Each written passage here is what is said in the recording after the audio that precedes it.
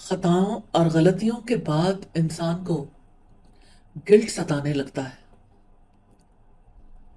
اور اب یہ دیکھیے کہ انسان کو اگر گلٹ ستائے تو انسان کی کیفیت کتنی عجیب ہو جاتی ہے۔ انسان نارمل نہیں رہ سکتے۔ احساس گناہ گاری انسان کو کسی قابل نہیں چھوڑتا۔ اس کا یہ مطلب نہیں ہے کہ انسان کو احساس گناہ نہ ہو، لیکن اسے یہ بھی معلوم ہونا چاہیے کہ اس کا کوئی رب ہے جو گناہ معاف کر سکتا ہے، اور اس سے مغفرت طلب کرنی چاہیے۔